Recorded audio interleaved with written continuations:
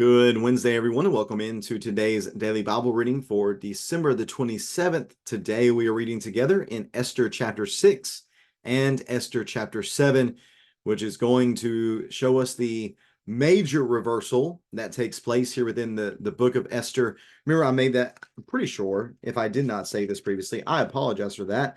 But one of the things we should be focusing on within the text of Esther is the major theme of reversals. One of the things we've mentioned a number of times is the many coincidences, or are the many coincidences that take place within this text. Another thing we need to make mention of is the reversal aspect of this text, that things really get turned on their head very quickly, and in no place is that more apparent than what we see with Haman and Mordecai in these two chapters that we're going to be reading together here in Esther chapter 6 and Esther chapter 7. Thanks so much for taking some time reading along with me today on this Wednesday. Let me get the text up on the screen and we'll read along together here in Esther chapter 6 and Esther chapter 7. Just a couple of short chapters here. I think 24 total verses within these two chapters, so not too long of a read today. But again, this is a very important portion of the text because this is whenever everything really turns on its head and the major reversal within this storyline comes to the surface. Let's read here in Esther chapter 6, beginning in verse number 1, which tells us, that night sleep escaped the king, so he ordered the book recording daily events to be brought and read to the king. They found the written report of how Mordecai had informed on Bigthana and Teresh, two of the king's eunuchs who guarded the entrance, when they planned to assassinate King Ahasuerus. The king inquired, what honor and special recognition have been given to Mordecai for this act? The king's personal attendant replied, nothing has been done for him. The king asked, well, who is in the court? Now Haman was just entering the outer court of the palace to ask the king to hang Mordecai on the gallows he had prepared for him. The king's attendant answered, well, Haman is there, standing in the court. We'll have him enter, the king ordered. Haman entered, and the king asked, what should be done for the man the king wants to honor? Well, Haman thought to himself, who is it the king would want to honor more than me? Haman told the king, for the man the king wants to honor, have them bring a royal garment that the king himself has worn, and a horse the king himself has ridden, which has a royal crown on its head. Put the garment and the horse under the charge of under the charge of one of the king's most noble officials. Have them clothe the man the king wants to honor, parade him on the horse throughout the city square, and call out before him, this is what is done for the man the king wants to honor. The king told Haman, well, hurry and do just as you proposed. Take a garment and a horse for Mordecai, the Jew, who is sitting at the king's gate. Do not leave out anything you have suggested. So Haman took the garments and the horse. He clothed Mordecai and paraded him through the city square, calling out before him, this is what is done for the man the king wants to honor. Then Mordecai returned to the king's gates, but Haman hurried off for home, mournful and with his head covered. Haman told his wife Zeresh and all his friends everything that had happened. His advisors and his wife Zeresh said to him, since Mordecai is Jewish and you have begun to fall before him, you won't overcome him because your downfall is certain. While they were still speaking with him, the king's eunuchs arrived and rushed Haman to the banquet Esther had prepared. The king and Haman came to feast. This is chapter 7, Esther chapter 7, verse number 1. They came to feast with Esther the queen. Once again, on the second day while drinking wine, the king asked Esther, Queen Esther, whatever you ask will be given to you. Whatever you seek, even to half the kingdom, will be done. Queen Esther answered, if I have found favor with you, your majesty, and if the king is pleased, spare my life. This is my request. And spare my people. This is my desire. For my people and I have been sold to destruction. death and annihilation. If we were merely sold as male and female slaves, I would have kept silent. Indeed, the trouble wouldn't even be worth burdening the king. Well, King Ahasuerus spoke up and asked King Esther, well, who is this? And where is the one who would devise such a scheme? Esther answered, the adversary and enemy is this evil Haman. Haman stood terrified before the king and queen, and the king arose in anger and went from where they were drinking wine to the palace garden. Haman remained to beg Queen Esther for his life because he realized the king was planning something terrible for him.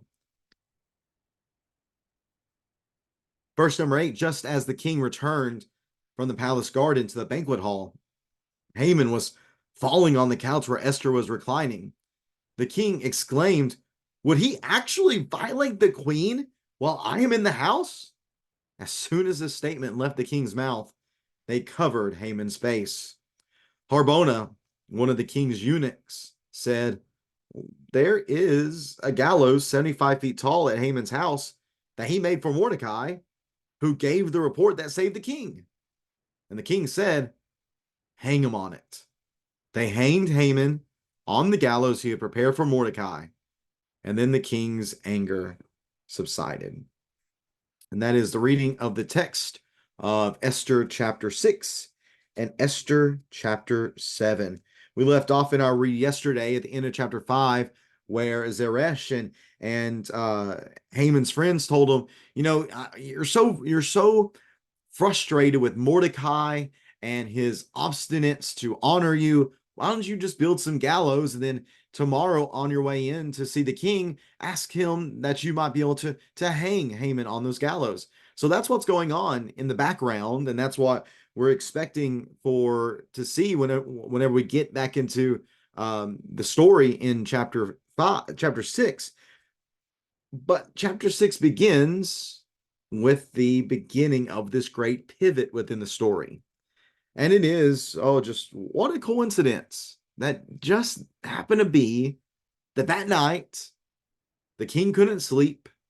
So he asked, I guess, to be put to sleep. And the way he was going to be put to sleep was by listening to the book that records the daily events that take place within the kingdom. Maybe he was that bored, how we might pull out an encyclopedia in order to sleep, or this is joking, but maybe open up Leviticus and start reading through some laws, some of the law code sections in order for us to be put to sleep. Again, I kid, but he has these things read to him, and it just so happens, again, what a coincidence, that it is read to him about Mordecai's saving of the king through bringing to light this assassination attempt by two of the king's eunuchs. So he hears about this, and this seems to be the first time he has heard about this. I guess whenever it originally happened, he didn't get down to the bottom of who actually found out about the assassination attempt. Remember Mordecai heard about it, but he told Esther, and Esther informs the king. So now that he hears it's Mordecai that's done this, he's asked, well, what was Mordecai's reward? What special thing was done for him for this awesome act of saving my life, basically? And the personal attendant said, well, nothing was done for him. The king's like, huh, interesting. Nothing was done for him. Why don't you look out in the court? Tell me who's out there, because it would be the king's most trusted people, basically, would be the ones residing in the court on a daily basis. And the text tells us that, well, Haman has just entered the court on his way to ask Ahasuerus that he might be able to kill Mordecai on the gallows that have just been constructed. So again, what another incredible coincidence, wink, wink, that's who's in the courtyard. So Ahasuerus tells him to come in, and he asked Haman, he says, Haman, what should be done for the man the king wants to honor? Well, Haman, remember again, is flying on, he is sky high. I mean, he is on cloud 9. Excuse me, he thinks he is the most important thing that has ever walked this earth, the best thing since sliced bread. And he's thinking, well, of course the king is talking about me. Who else would the king want to honor more than me? So basically he thinks, okay, well, what would I like to be done? I'd like a royal garment. I'd like to be put on a horse. I'd like to be paraded around town. I would like everyone to know. I want everyone to know that the king thinks I'm important. So King says, okay, that sounds pretty good. Haman, why don't you, because since you want this to be done by one of the king's most trusted men, let's see, what does it say?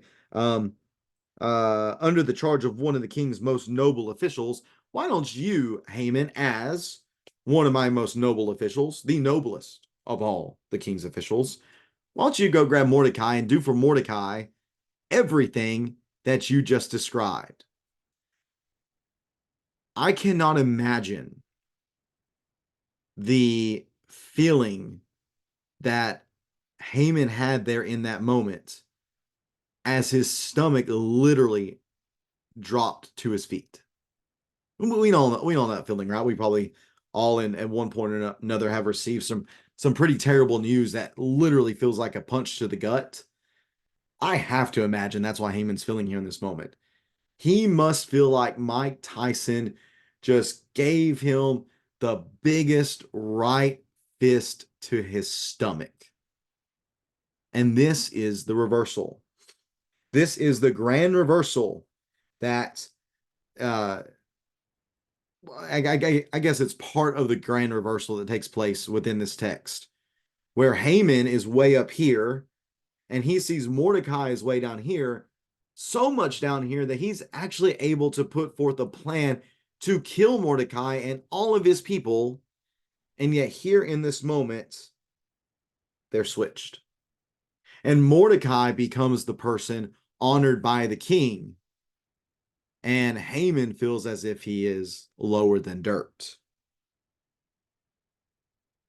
What else is going on here, though? Not just the honoring of this individual by the king, but then also notice the reversal of Haman and Mordecai as far as their mental state goes. Going back to chapter 4 in verse number 2, after Mordecai hears about Haman's plan that he has put together, he says that he tore his clothes, put on sackcloth and ashes, and he went into the middle of the city, cried out loudly and bitterly. Well, notice what happens now. Notice what happens now once Haman is exalted to this, or excuse me, once Mordecai is exalted to this honored position in the eyes of the king. Now Haman hurried off to his house, mournful and with his head covered. So there's a great reversal here as well. That it goes from Haman being honored to Mordecai being nothing, to where now Mordecai is being honored and Haman feels like he is nothing. Haman is all excited for his plan. Mordecai is mournful and distraught, but now we have Haman being mortified and distraught, and Mordecai's thinking, our fortune must be changing for all this to be taking place. So Haman runs to his house, tells his wife and his advisors everything, and this is what they now say to him. Where they previously said, you're going to get Mordecai, now they're saying Mordecai is going to crush you. Since Mordecai is Jewish and you have begun to fall before him, you won't overcome him because your downfall is certain. It's interesting they would say this. Why do they feel this way? Why do they feel like going to war against a Jew and the Jew getting the upper hand is a sign that your fate is sealed? Maybe they've heard all the stories of those who have stood against the Jews. And once the Jews got the upper hand, that was the end of the game for the enemy. Maybe they knew and had a recognition that God's favor was on his people. And so long as God's favor is on his people and against their enemies, that their enemies lose. Maybe that's what's going on here. I'm not really quite certain. But at the end of all this, they know, and Haman's beginning to find out that his time of being the top dog is quickly coming to an end. And before they can even try to work out a plan or something, the king's eunuchs come and rush Haman off to the banquet that Esther has put into um, that Esther has prepared and is about to carry out, in which she's going to make her request to the king. So now, once we get to chapter 7, we come to the second banquet, and the king once again, while drinking wine and feeling good, says, "Hey Esther, there's still that request that you can make. Up to half the kingdom I'll give to you. You just need to ask for it." And so now, just as she said the previous day, tomorrow's banquet, I'll make the request. Well, now here comes the request. And the request is something that I don't think the king was expecting whatsoever. Esther says, "If I have found favor in your eyes," which was part of the first banquets, "and if the king is pleased, then here's my request. Please spare my life." And the king's going to be thinking, huh? But not only that, also spare my people. This is my desire. King's going to be thinking, what? What are you talking about? Esther goes on, "For my people and I have been sold to destruction, death, and extermination. Our end has been decreed, and we are set to die." Esther says, if we had just been sold as slaves, then, that's one thing.